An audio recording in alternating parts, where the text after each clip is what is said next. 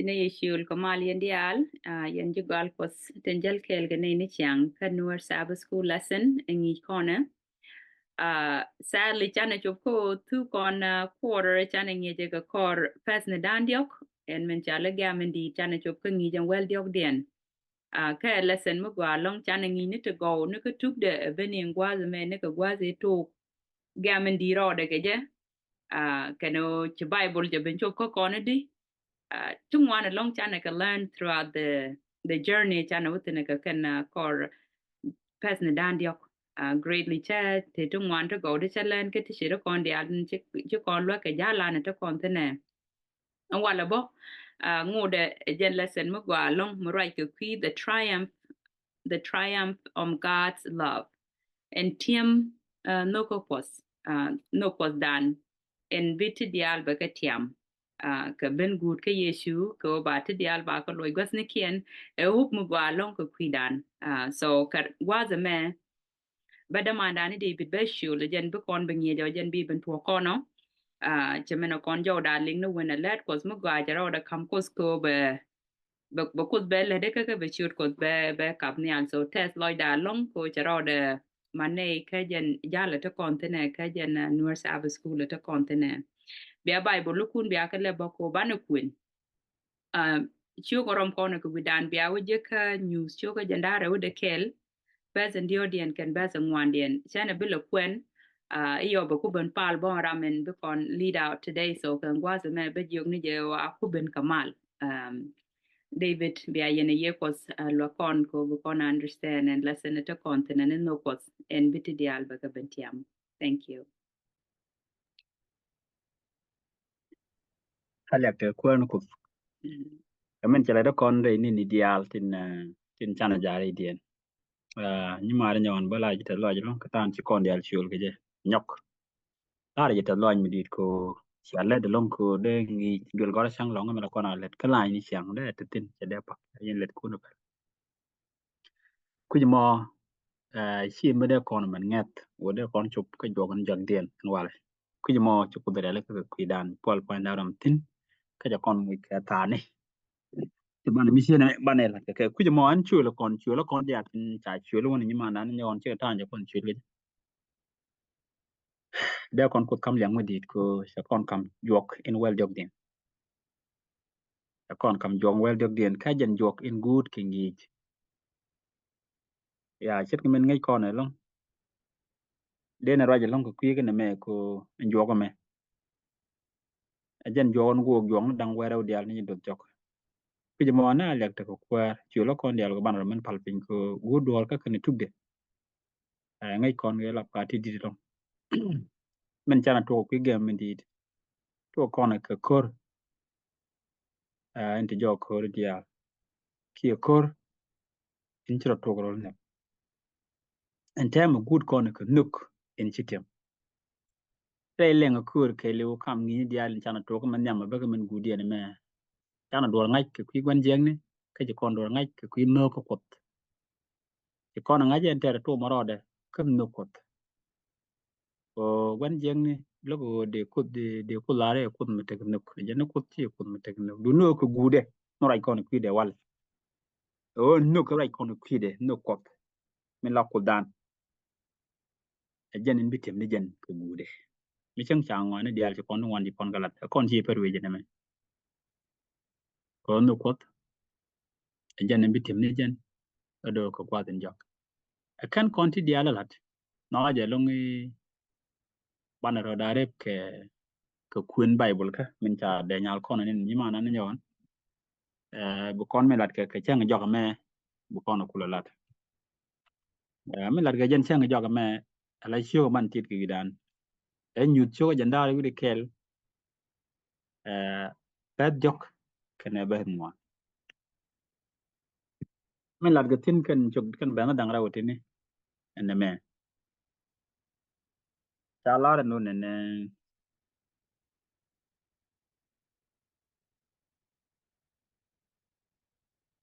cha lar kon no ka chwa jo mi dit mi be ka kom kwere ling we nene ta gwat chiang ko kel kena be chiang kel ke ela ku den ka bi ka neke ka bu kut poinde te kel ke ka ba mer nyin ken dial poch ka ba chutelia kana para ka wie kana ba pwan o chingwani tie kon tu al ne lo ya ko nyal gan pin o chine bo le jong na dang wero dial ka ni no ka jogan wel jek dia lo da ga lon ku da ko ngai ke je chi bom men chu kan ngwa me ke men de galing roi du ke men de go nyam reide bom e yedu min gwa kana kai lo du min di la nyu ga tu kan nye ku ni mo lu ne la mu di lon ku da ka jog wel jek dia ne men lep cher ko le bwen ko rebro ko baga nu kan chi tem bine gwi ko baga je char gwa din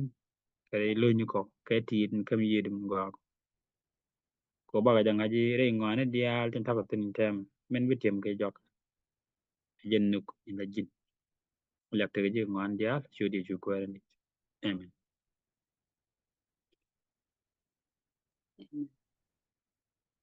gwa chi kon ko lo yang mi di de long cher ga min chi kon ling tio gan la kon a ti bi dan mi cha kam kon la kon a gori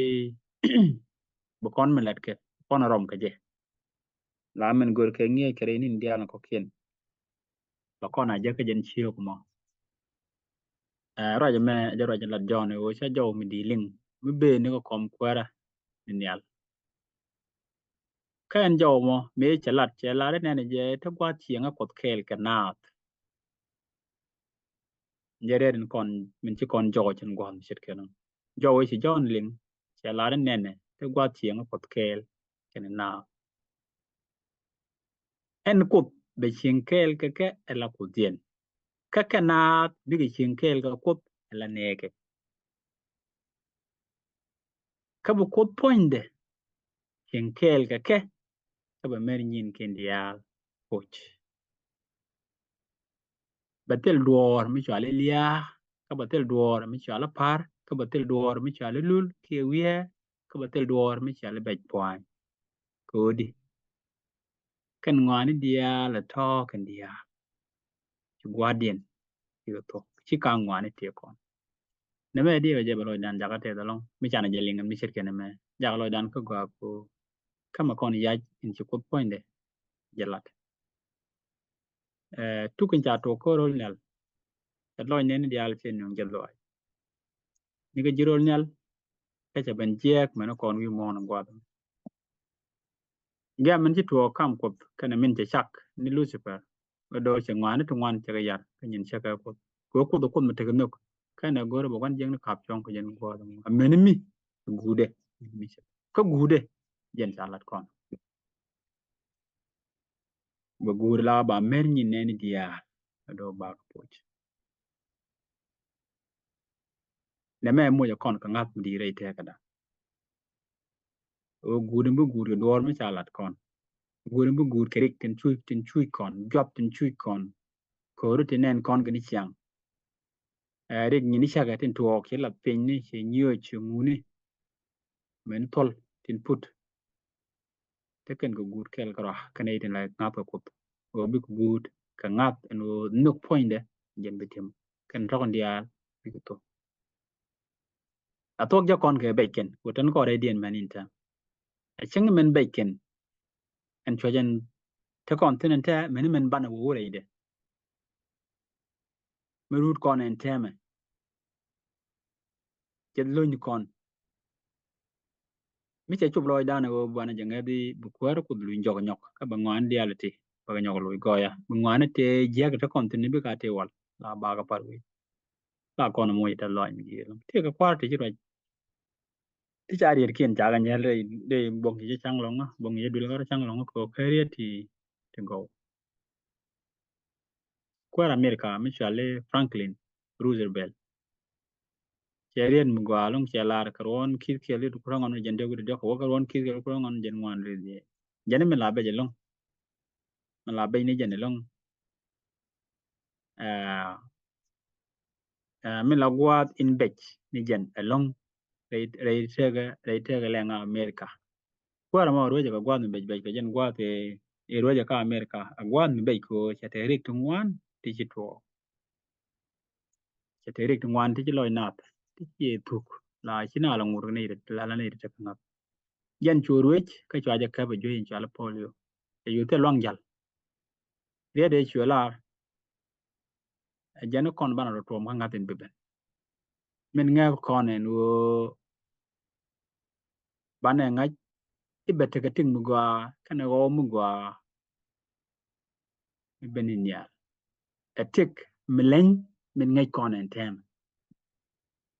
ko nga je tere de ga mi jek ka kwa re ne ti baj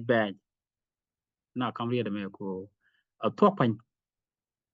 mitel ni me nga kon ne mi bitwo ku te ga man to kon tin ke ku koka tel mi de ta lo dan Albert Einstein aram kel bo wi mon mi pel mi ngai ke longo ku gora de chana chumbo Albert Einstein wo jin je ngech ke gor ngech ka te chi wo me chi to pan ka chieng no bo ka jen gwa de titin dung no kula ta ga ngap ke ru ina ne ri wan to gol chi ka rach ku ngap ka men du ben men tin yam dan ta na chum ka na go te gam gwa go do ti do ka ngai jen wo bu gwan mu gwa da dien do belen ben ka tok bo me nen kono buom no ko ko bindit men non kon to lodge ka ngai danen go tinjiro dien lare wa ke lew juch in bi no in bi ben do ben ko jen bi juch kana jen bana jojo ka jen bana tiam jen bo gon jeng ni kana rik dial in ji to ka man lia point do jen bi tiam kam gema jiaga kana goy gor kono bo kon do ngai tin go ka roi ko la de kon do biti dial bi go good ni ka ta loy kana goy ko bi go good a chen ko kel kana ne na ma jen bo kon gor bana den ka jen chang wala kana kamen cha kam kon in youth ngap inde kon lingen teme jen kam yugo kono kana min bi tuok ka gwaden te jok in be ben yare ngi dan ke lew bu kon to gul bu kon kalat te non kon juj in ti tuok ka ko ke juj in bu ko do ben tiam ni ngwane dial tin ta ko re den te la te be be me ji gwan jeng ne kairar ka kuma ko te chu te re ge mi dit but ne change kai ke jarar wono gude ka mere ben ro ngodan ko chuma jo kon chiang no ching no ta gwan jing no ku ro kon ramin bitim ke jok do ajan ko point chetan do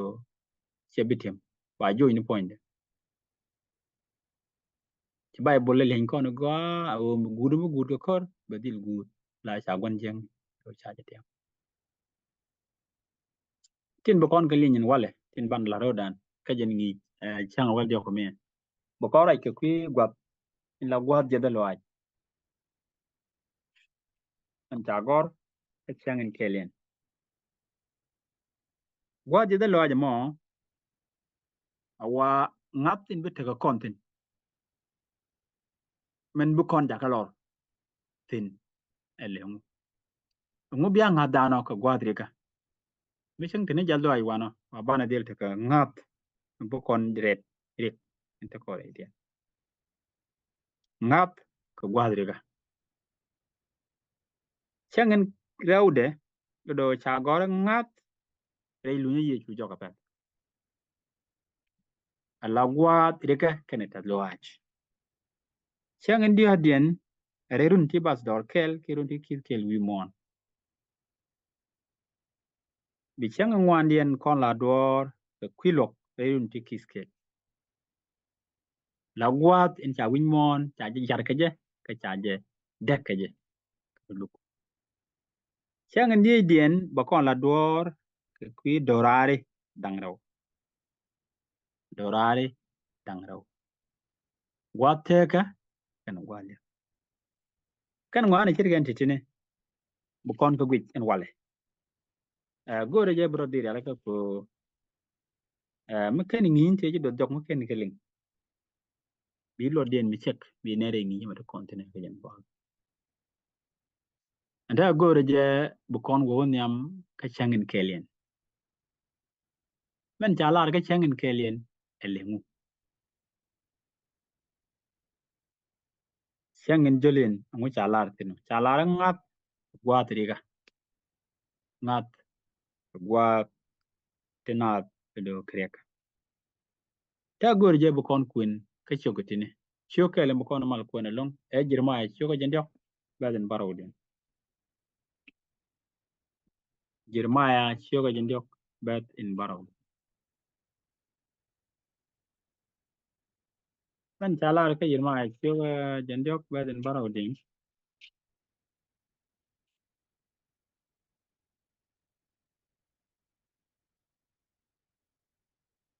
choko jendio bad barawd le da foraj mi chit kana me jani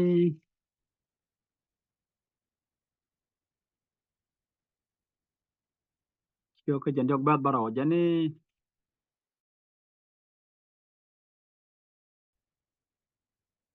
kwa dang mi di ka jan chang mo tele mi par ka je balagwa chuji mi di ka kwi Jacob dung do ba ka kentin pan hala wo ju ko nal gan pin ko chini no ka jan changen kelian ti ni ko da ko bne bo ko long yeg dum gwa che di shu ko ran amen Amen. ngap ka gwa yeg ne me do emi bum bum kana din konen tin la tin tere wa ka chuch ka tere ding ni tungwan bata kon chung je no ne angu bia nga dana ko gwa riga meto wo kerek ta ko riga angu bia min bana ngedo min bu ko nun ta loaj bana je en wo het do dan te a chang ta ko ring ni tungwan kanin guru de jaga tene do ta chon mi di long teten ta chon mi di long teten ko bine kot bi ke ta tungwan ti bi ga dal ti bi ga chuch gwan je chu ta ka ben te ga te baj baj le do ti bine kot kenen ti bine kot ka jek ti bi ken ga jek baj bat ko le gore de ne kot le kan bom lo ai kan ngat le kan jek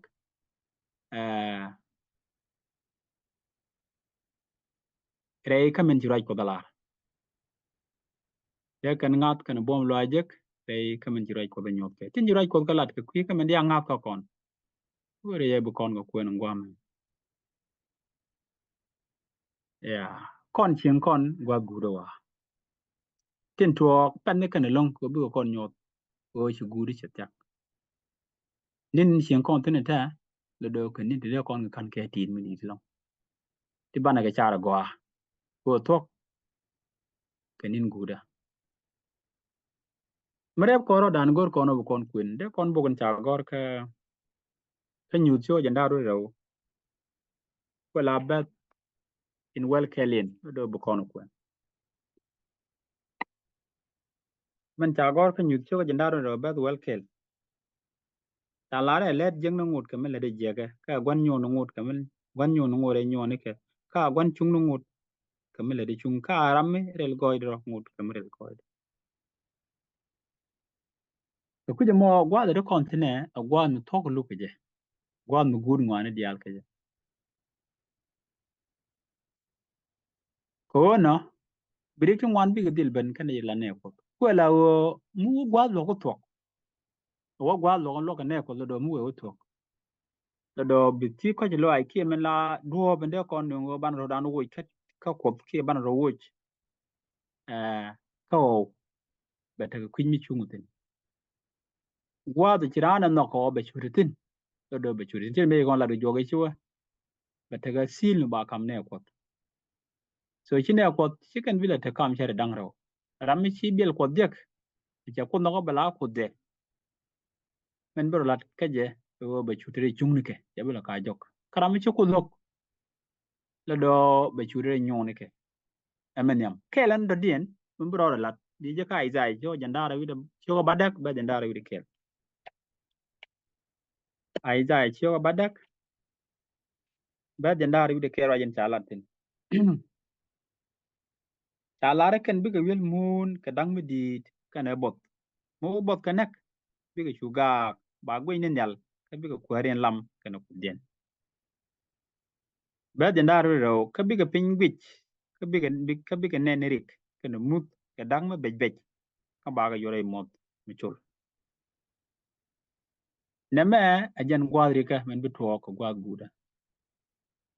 bala gwadri ka me bej mi ci loy na bitet bine dial tel ngat bi ka belo kut ka rik dial ci tuo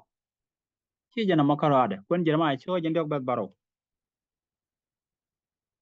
ci ga mi gwa long mi ta nyok ma la ditin men jalat ajana ci kono kwen la ka mi ci kono ne ale o kwa dak mi jeng mi tede dang mi dide di ka jan changa mo tele mi bi par ka je bala gwad tu jami dit ka kwi je ko bino ba ka kenten ya mi chara jamo mi chala nyok no kono ne bu gwari ga do badil ban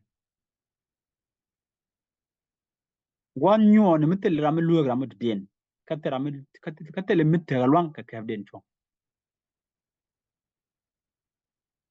ka kuje mo menin kan ji chungni kene di cha kan kare mi chu kar so chikane ba ngaje wo ba ka kene de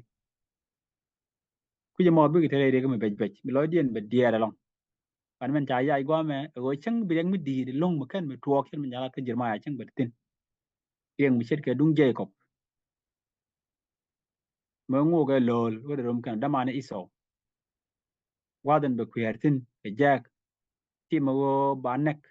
damane iso we che me che protocol man ngode chwa je ken na me ajen mi tuo ka ne den la ne ko de chere den de ma den ko lo ba ka dil ken chi jen gwa ma karwade bri ko ken chet ke rik dang baro tin jok wa bi ke ben men cha gor ka nyu tyo wel die bet baro nyu tyo wel die bet den baro den che ga ran mi cha la tin gwa de men talara ka chule kel ka le dang wan tin tek jang nel dang baro kam tek de ba dang baro te tiang te wang rai kon min tek ke tek mudora ba badak ka chu lo ko tiang ka tol go ya po nyo ko ke ne bomde ka te la rami de wore ameni mi tek dang baro tin nong ke jang nel dang baro tu gwad me a gwad mi to ke rik dang baro rik dang baro do di ga banyo ko ne gwa ka chiyo ko wel bakel kerik ti bej bej ti chapar kerik te ji to ke jip ka gwa ke da kerik doja ti titi long gwa den chi cha ti ko che loy ga kan ngwan dial bej bej ne bi to wi mon ke lu dum nu kerik cha la ti gwa me bi ka pen kan ne tin karo din tit ka dwer ken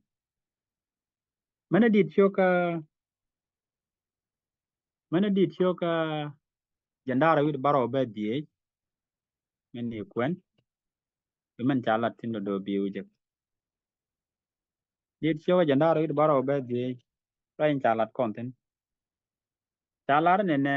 ke cheng riga be ta gwa chieng de be wa ga kre duele ka be wala ni wi pa e ring dang baro tin bi to ken ba wi mon do ke kut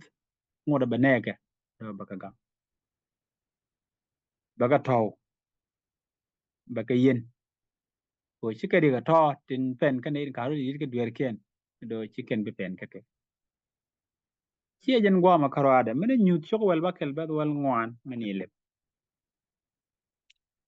nyut chok wel ba kel bed in wel ngwan din rayen chala tin chala re ken yi ti jek ti lat ke nyu ni ti ga ga na karat ke kwar wen mon ke lu ko ba ga dul ki kur ke chang ko den bom ti dia indi ne me jen korin jok gwa den bu kut ne di charo de ala ka ba ga chuben ko ba ga ban wil gwan ti dik dia la to tok le do bu dor be chu ben ko gude la jojen bi jog ko ni yechu jon in nyam dien chio ka diok bet ro kanen ben jok wara ga jon nyam dien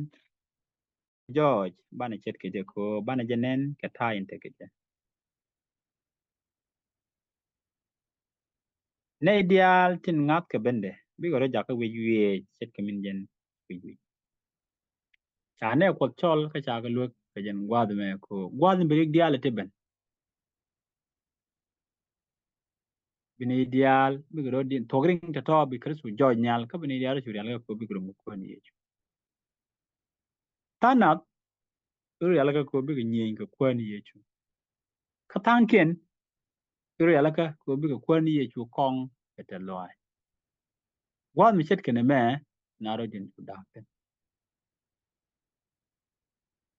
mu yechu jen gwadel goid rode gwaden te pal ga tin lede la bot pal ga kwidan gwaden te re jetin kene ye ngwaro do bi ye en chum kon